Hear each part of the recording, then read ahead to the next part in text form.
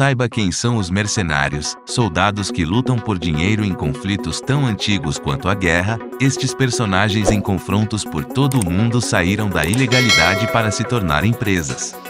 Olá, tudo bem? Aqui é do canal Relatos Agora. Dê o seu like e clique no sininho para o YouTube te avisar quando novos vídeos forem postados. A palavra mercenário pode ser usada em diferentes contextos, mas sempre carrega uma conotação ruim.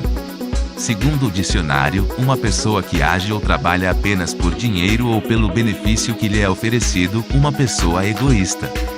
Mamadou Alfa Diallo, professor de Relações Internacionais da UNILA, Universidade Federal da Integração Latino-Americana, destacou que nas guerras esse número é tão antigo quanto os primeiros conflitos entre nações.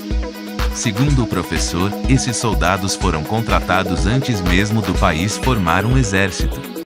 Mercenários existem ao longo da história, disse Diallo à R7. A ideia do Estado mobilizar permanentemente o exército veio muito mais tarde. Inicialmente, os Estados contratavam combatentes para fazer a guerra. Depois da guerra, você foi desmobilizado. Diallo observou que o confronto no século XXI sem esses soldados é muito difícil, como a guerra entre os russos e os ucranianos.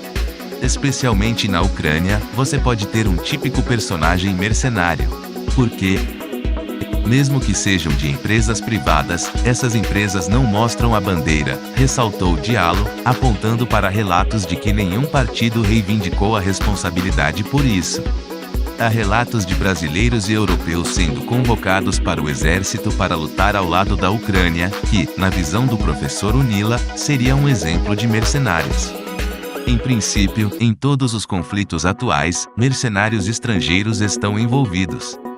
Seja facilitando a venda de armas, sustentando o conflito ou ajudando um lado ou outro, disse ele.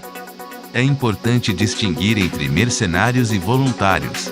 Quando um é contratado para lutar por um país, outro escolhe um lado para defender e se alista para lutar. Um soldado voluntário usa a bandeira de um país e a camisa de um país. Mesmo que seja voluntário, o soldado atende aos padrões legais e regulamentares. Um mercenário é um lobo solto. Diallo explicou que as pessoas que são pagas para defender a bandeira costumam ser usadas para sabotar missões. Tal comportamento pode interferir nos sistemas básicos da cidade, como eletricidade, água ou aquecimento. Como você pode esperar, ser um mercenário é ilegal em todo o mundo.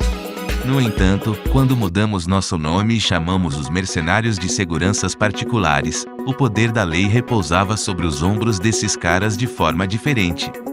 Existem várias empresas de segurança privada que de certa forma estão legalizando esse tipo de mercenário. Então, quando você passa de mercenário para segurança privada, consultor de segurança, você está convertendo mercenário para legal dentro dos atores do sistema, ressaltou Diallo. O professor da UNILA disse que os mercenários no século XX começaram a abrir empresas de segurança privada e continuaram a se comportar da mesma forma que antes, mas desta vez como uma empresa legal. Por isso, empregado por governos de todo o mundo para fornecer serviços.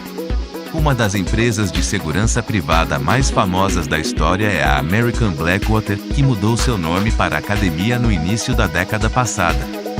A fama da Blackwater até levou o jornalista americano Jeremy Scarhill a escrever um livro sobre o esquadrão paramilitar.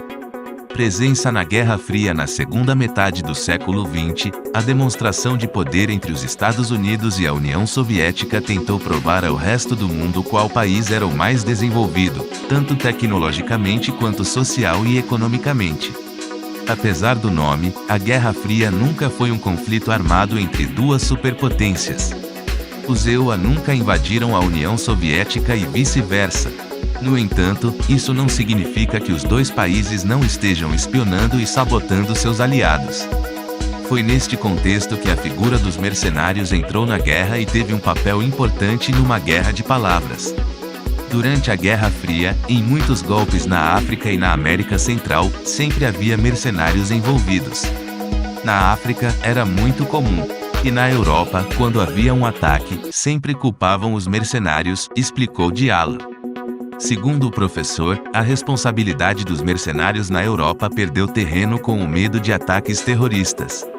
Grupos como Al-Qaeda, ETA e IRA atraíram a atenção da imprensa, com demonstrações de força em todo o hemisfério norte.